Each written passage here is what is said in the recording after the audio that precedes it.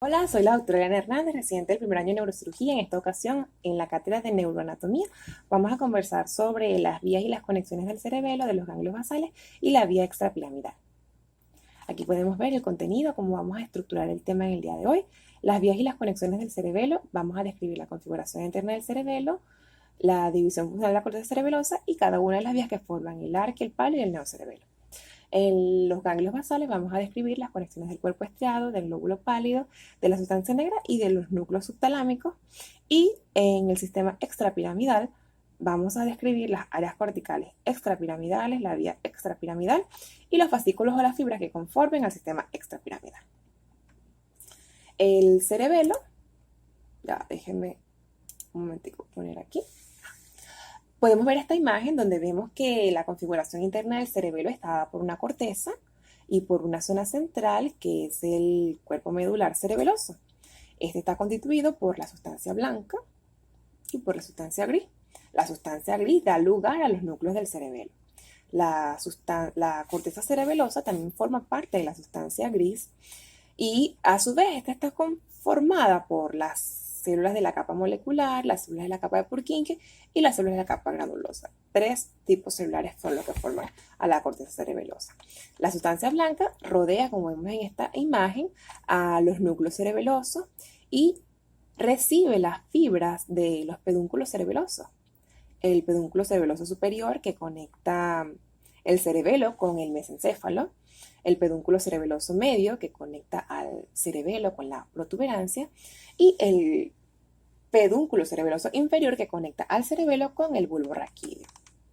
La sustancia gris se divide en cuatro pares de núcleos, que son los núcleos fastigios o del techo que reciben a las fibras del arquicerebelo y luego emiten fibras cerebelo-vestibulares. Los núcleos interpósitos posterior y anterior o globoso y emboliforme que reciben fibras del paleocerebelo y emiten fibras cerebelo-rúbricas, y las fibras dentadas o de la oliva cerebelosa que reciben fibras del neocerebelo y que emiten fibras cerebelo-rúbricas y cerebelo-talámicas. Filogenéticamente y funcionalmente, la corteza cerebelosa se divide en tres zonas. Tenemos al arquicerebelo, que funcionalmente se encarga del equilibrio, al paleocerebelo, que se encarga de mantener el tono muscular, y al neocerebelo, que se encarga de los movimientos voluntarios. Iniciaremos con aquella zona del cerebelo que controla al equilibrio, el arquicerebelo. Describiremos su vía aferente, cuya primera neurona, como vemos en esta imagen, nace a nivel del laberinto a través del nervio vestíbulo-coclear y se dirige hacia el núcleo vestibular del bulbo. Aquí vemos que luego se dirige de los núcleos vestibulares en el bulbo, nace la segunda neurona y esta pasa a través del pedúnculo cerebeloso inferior hacia la corteza del lóbulo flóculo-nodular.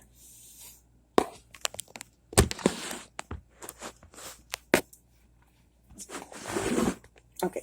La vía eferente nace desde la corteza del lóbulo flóculo-nodular y la primera neurona llega hacia el núcleo fastigio y la segunda neurona nace desde aquí, desde el núcleo fastigio hacia el núcleo vestibular ipsilateral o contralateral y da luego lugar a la formación de la vía vestíbulo-espinal directa o cruzada, que es la más voluminosa.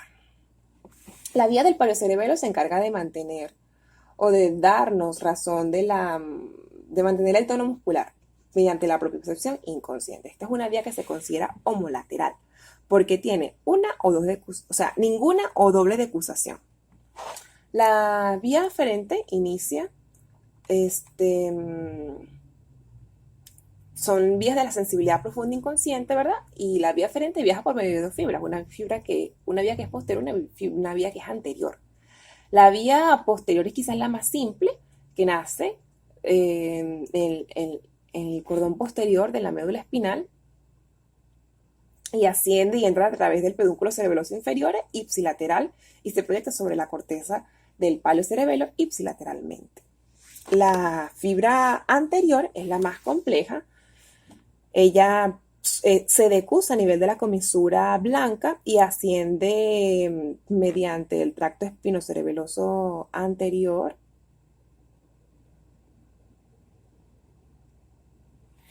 ¿Ok? Luego esta fibra llega por medio de, a nivel de la protuberancia, por medio del pedúnculo cerebeloso superior hacia la corteza cerebelosa contralateral, hacia la corteza del paleocerebelo. Y es aquí donde inicia la segunda vía o la vía eferente. Aquí vemos cómo la primera neurona llega hasta el núcleo emboliforme o hasta el núcleo globoso y que parte a partir de desde la corteza cerebelosa. Y la segunda neurona nace desde el núcleo emboliforme y se proyecta hacia el núcleo rojo contralateral. Se decusa nuevamente. Desde aquí puede adoptar dos caminos. Desde aquí se decusa nuevamente mientras desciende y forma el tracto rubroespinal a través de la médula espinal. El neocerebelo, cuya función es el control de los movimientos voluntarios, también tiene una vía aferente y una vía eferente. La vía aferente nace, como vemos aquí, desde la primera neurona en la corteza frontal y la corteza temporal. También se les describe que puede salir a partir de la corteza parietal y mediante las fibras frontopontinas, o sea, el tracto frontopontino o el tracto temporopontino, se dirige hacia los núcleos pontinos, aquí se decusa, y por medio del pedúnculo cerebeloso medio alcanza la corteza cerebelosa del neocerebelo y aquí inicia la segunda neurona o la segunda vía o vía eferente, donde la primera neurona va desde la corteza cerebelosa, se dirige hacia el núcleo dentado ipsilateralmente, sale la segunda neurona desde el núcleo dentado, abandona el cerebelo a través del tracto dentotalámico que se libera del cerebelo por medio del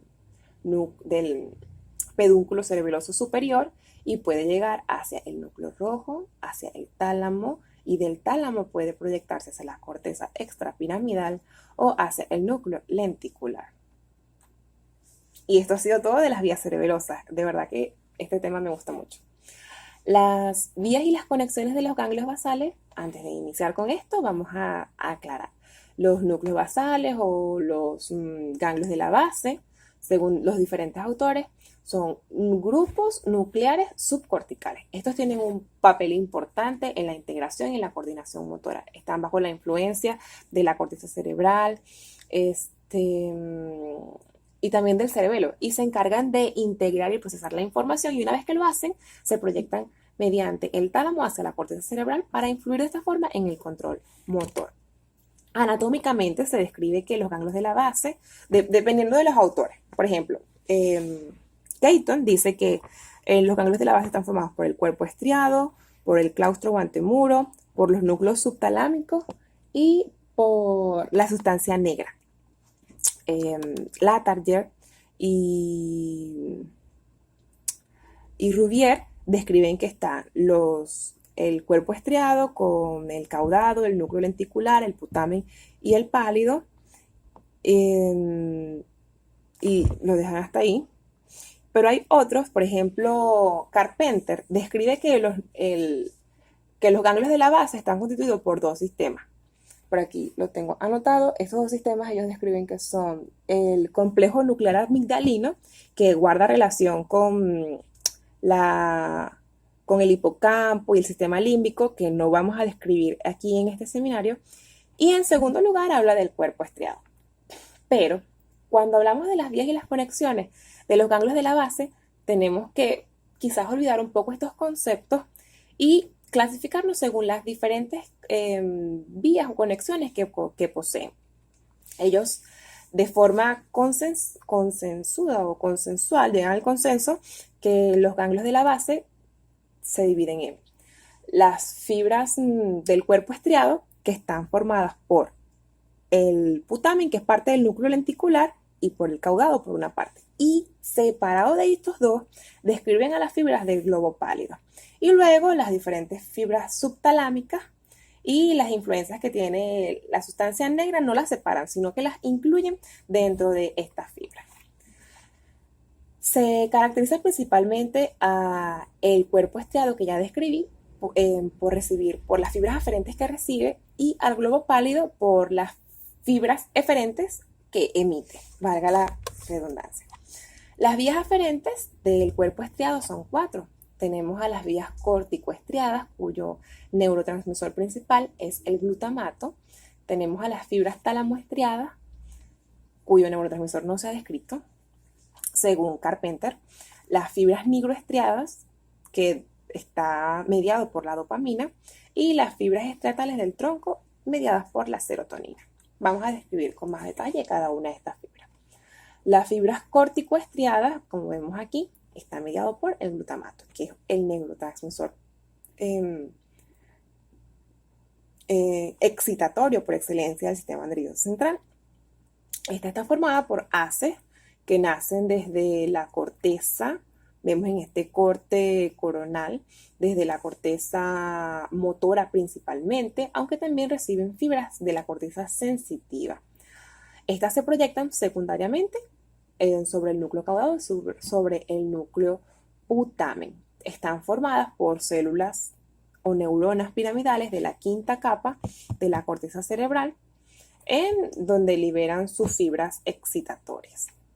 Las fibras tálamo-estriadas, ellas están formadas por, vemos aquí en la imagen señalado con B, por los núcleos del tálamo intralaminares, y ellas envían fibras, como podemos ver aquí, hacia el núcleo caudado y hacia el núcleo lenticular. Pero estas fibras, aunque no se ha descrito cuál es el neurotransmisor que las media, sí se sabe que tienen una acción excitadora y que a su vez se encuentran reguladas por la formación reticular del tronco encefálico. Las fibras nigroestriadas están formadas por axones que salen de la sustancia negra, como vemos en la imagen del medio, que se dirigen hacia el núcleo caudado y hacia el putamen ipsilateralmente y que liberan dopamina en sus terminaciones nerviosas, que tiene la función principalmente de ser inhibitoria. Están constituidas por neuronas tipo espinosas. Las vías aferentes del cuerpo estriado están formadas por las estrías, las últimas fibras aferentes, que son las que nos faltan por describir, son las fibras que proceden del tallo cerebral. Estas tienen diferentes nombres. Se pueden denominar como las fibras del RAFE, las fibras del tronco cerebral o del tallo cerebral. En fin, están constituidas por fibras aferentes que nacen desde el RAFE dorsal a nivel del tronco encefálico. Y estas liberan serotonina, que es un neurotransmisor inhibitorio.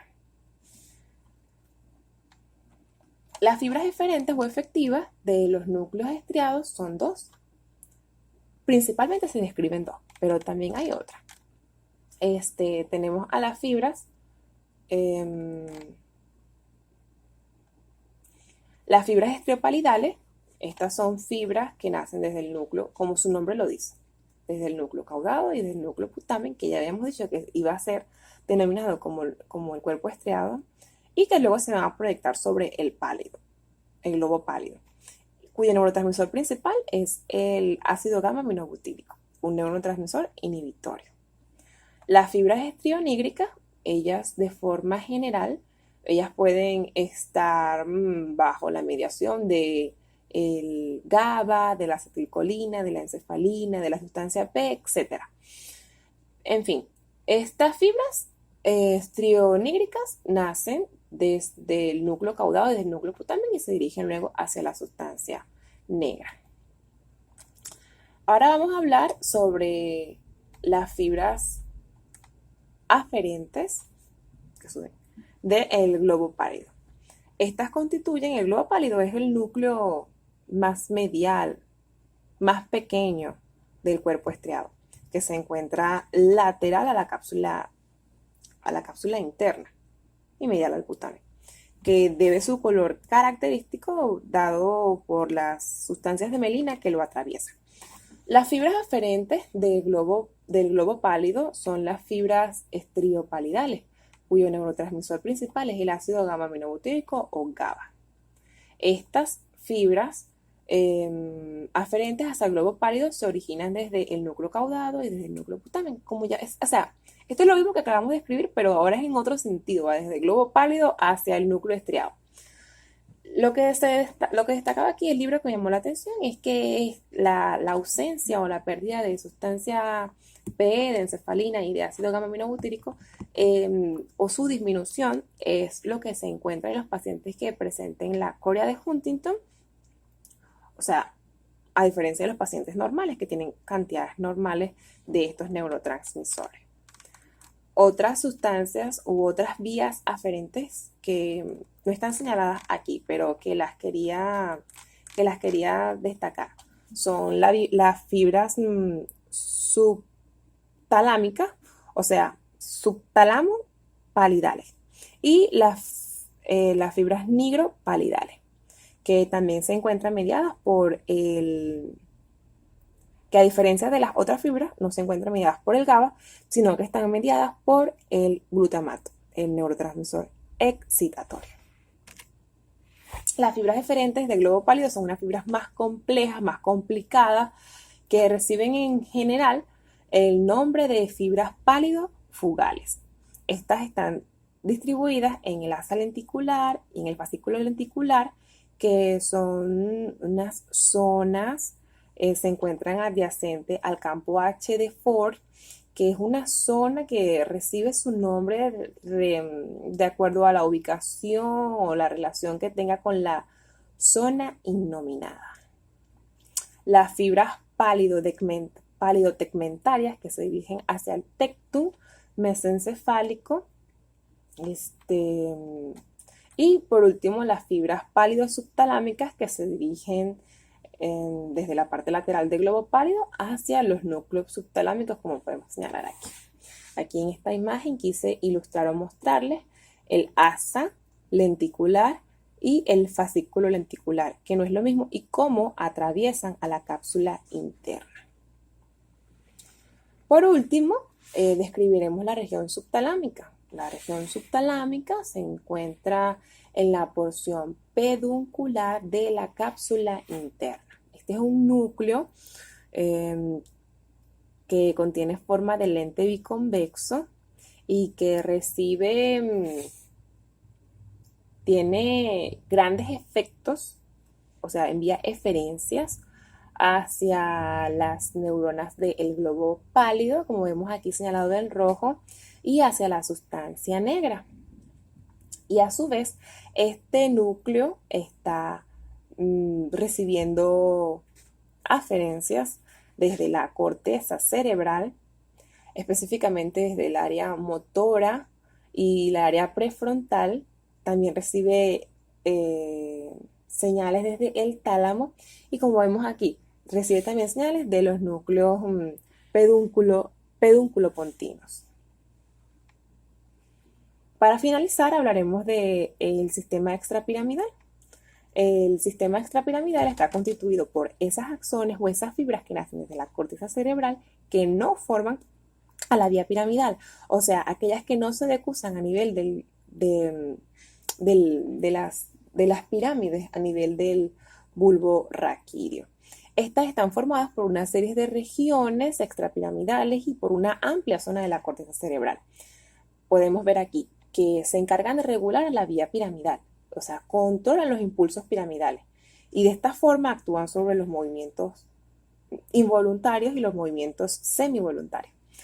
Antes se creía que el sistema extrapiramidal estaba mediado, o sea, la literatura antigua, anteriormente, estaba mediado por el cuerpo estriado, pero no. Ahora se sabe que la corteza cerebral tiene una amplia influencia sobre estos núcleos que están bajo su dependencia.